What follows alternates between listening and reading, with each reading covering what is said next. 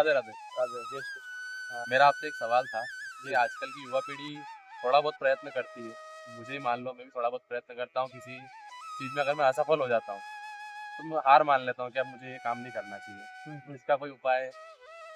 नहीं देखिए क्या होता है आजकल की जो पीढ़ियाँ हैं, जो आपने विषय बताया, वो प्रयत्न करती है। वो थोड़ा प्रयत्न करती है, उसके बाद में कहीं न कहीं विचलित हो जाती है कि इसमें मुझे सफलता नहीं मिल रही है। या फिर क्या होता है कि कोई प्रयत्न नहीं भी करते हैं, है ना? तो या तो प्रयत्न तो पूर्ण करना ही है, दूसरी बात सफलता के लिए पूर्ण प्रयत्न करना है, उसमें कोई कमी ना रखें। दूसरा विषय ये है कि हमेशा जो है सफलता में समय लगता है ना?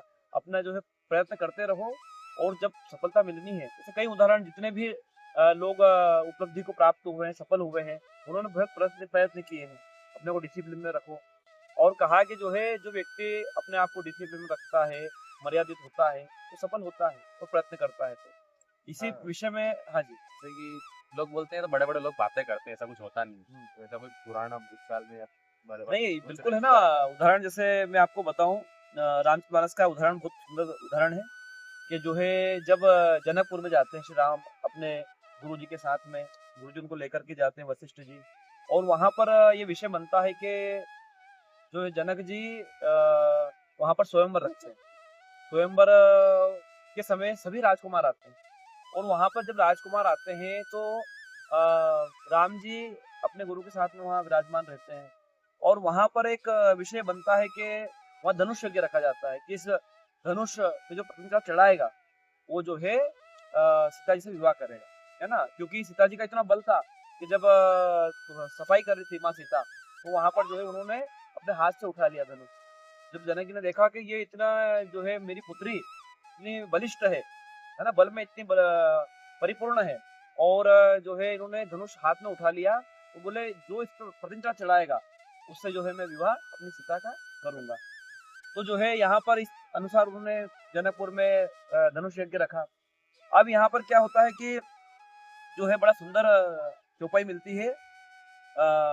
वहाँ पर जब सब लोग प्रयत्न कर लेते हैं धनुष उड़ाने के लिए राजकुमार और सब हार जाते हैं, तो भगवान श्री राम जो है सहज भाव में अपने बैठे रहते हैं और जब गुरु वशिष्ठ उनको आज्ञा देते हैं, तो यहाँ बड़ी सुंदर चौपाई आती है कि उठो राम भंजो बहु चापा, मिटहु तात जनक परितापा। ये राम जी आप उठिए और जो है आप प्रयत्न कीजिए। तो राम जी जब उठते हैं तो वहां पर देखिए कितना सहज भाव है जो आज की पीढ़ी को सीखना चाहिए कि वहां पर ना तो उनको कोई हर्ष है। हर्ष कैसा कि आजकल कोई सफलता को सोच करके बड़ा हर्षित होता है कि सफल हो जाऊंगा तो ये चीजें मुझे प्राप्त हो जाएगी। तो वो सफल होकर के अगर मान लो उसमें सक्सेस ना हुआ तो दुख प्राप्त होगा, इसीलिए उसकी चिंता ना करे, केवल कर्म करे। तो राम जी यहाँ बताते हैं कि जो है वो उठे, किस भाव में उठे, सहज भाव में उठे। दूसरा विषय कि जो है यहाँ पर गुरु की आज्ञा मान करके सुनि गुरु बचन चरण सिरु नावा, हर्ष विषाद न कछु उरावा। मतलब ना उनको कोई हर्ष है ना कोई विषाद है कि मैं धनुष तोड़ पाऊंगा या नहीं तोड़ पाऊंगा, प्रतिज्ञा चढ़ा पाऊंगा या नहीं चढ़ा पाऊंगा।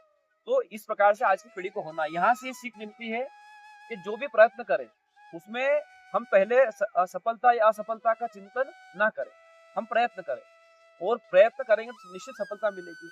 और सफलता ना भी मिली तो सीखने को मिलेगा। पीढ़ी को ये सोचना चाहिए आजकल की पीढ़ी को कि हम कुछ नया सीखेंगे और नया सीखेंगे तो निश्चित ही कुछ ना कुछ, चलो उसमें सफलता ना मिले दूसरी चीजों में सफलता मिलेगी, तो ये करना चाहिए। ये बहुत सुंदर उदाहरण है रामचरितमानस। यस कृष्ण। आप सभी का बहुत बहुत धन्यवाद। अगर आप लोगों के मन में भी कोई विचार है, कोई सवाल है जो आप लोग पूछना चाहते हैं, तो कमेंट में जरूर बताइएगा और वीडियो कैसी लगी उसके लिए लाइक करिएगा। राधे राधे। राधे राधे जय श्री